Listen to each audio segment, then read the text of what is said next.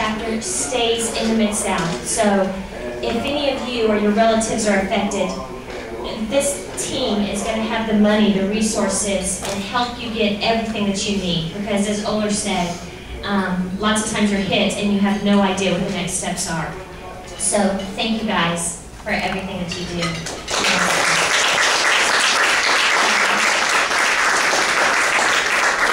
I would like to thank the staff of Mayor Bowles, who most of these wonderful servers you see get to sleep in until 9 or 10 every morning, and they were up way earlier than they normally are to come take care of us. So thank you all, and Mayor Bowles, who has so kindly practically donated this breakfast for us to have, because so much of the money raised goes to the research and the education. They don't have money to put this breakfast on, but we wanted you all to be here. We wanted you to learn about the disease and what the association has to offer. So we came to Stephen Smithing, and he was willing to do this for us. So whenever you can come back and be a patron of Mayor Bowles and pay full price, I'm sure they would appreciate it.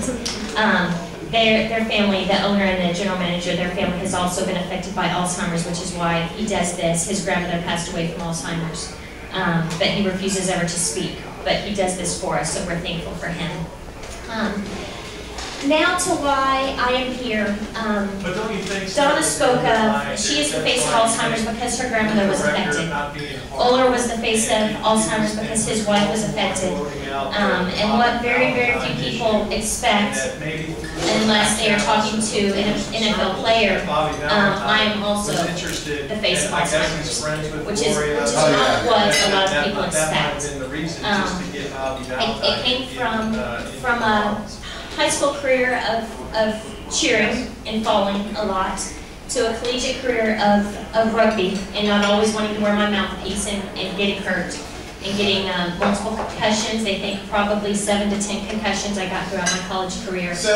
And then just probably at age 23, I went to the doctor and they said, okay, we see some vertigo, we see some issues, be very careful, please don't ever fall again, don't do anything crazy, So I stopped doing a lot of crazy stuff, but had to fall on the back of a boat, just holding my baby. Hit my head again, and then that was pretty much the end. Had to go on to medical leave for 4 months.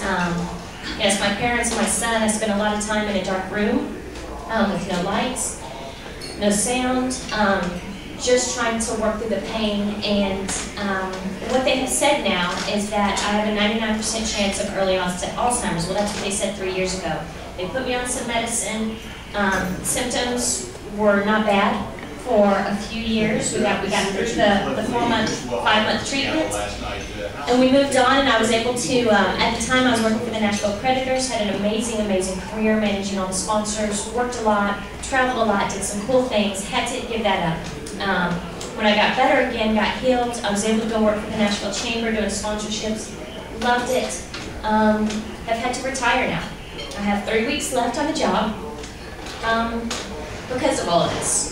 So my memory's going, my health is going.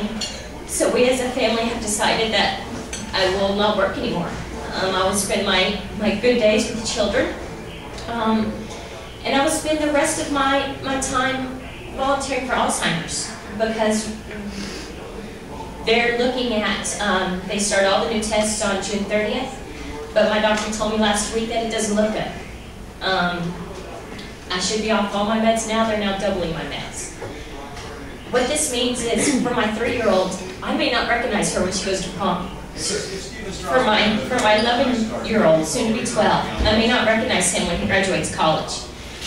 And that's the real face of Alzheimer's today, because of so many competitive sports. And yet, so some of my friends say, why do you let your son play football? Because he loves it. I don't know that I would have given up my rugby career, but I would have worn my mouthpiece all the time, because that helps prevent concussions. For my son, is it worth it to spend money on the extra super great helmet rather than just the helmet the high school hands down? Absolutely. There are ways to prevent this. There are cases now of 18-year-old boys with early onset Alzheimer's. They won't make it through college. And that's the sad thing. And it's all from concussions, which is okay, it happens. I love hockey, I love football, I love all sports. I have a master's in sports management. I love it. I would never want it to end, but take the precautions in your family. But be aware, be careful, don't take anything lightly. He might not make I would the like roster, to ask but I'll tell each you what, of being a you New York set, what about to our consider AD how Nets? He's 6-0, you can help. 2.3 Whether it's volunteering, whether it's good team, 8 having a shutout innings team against the at the Tigers memory walk, last night. whether We it's had him on a couple having a days small ago. It's sponsorship for your interesting company. how he was, you know, We he need broke you that to partner do that for us. because, But what a lot as of people Oler don't said, as Donna understand is said, he changes speeds when it on that happens, pitch in addition to this is throwing the only occasional place we cutter. have to go. Interesting You know, my repertoire, family isn't it? is involved. You know, my son had to do a service project for 6th grade. Guess where he did the service project? With the Alzheimer's, but he did it at Belmont Villages where he worked with Alzheimer's patients. And he'll be prepared, but he's one of the few. So many people get hit out of the blue. So many people expect their grandparents to get Alzheimer's, but you don't know when your husband or your child is going to get it. So help now, because if you don't help until somebody in your family already has it, chances are the money for the research, it's not going to be there in time. We need that research now. I would like to take a few minutes to show an Alzheimer's video, and then I'll say a few more words. Someone in America was struck by Alzheimer's.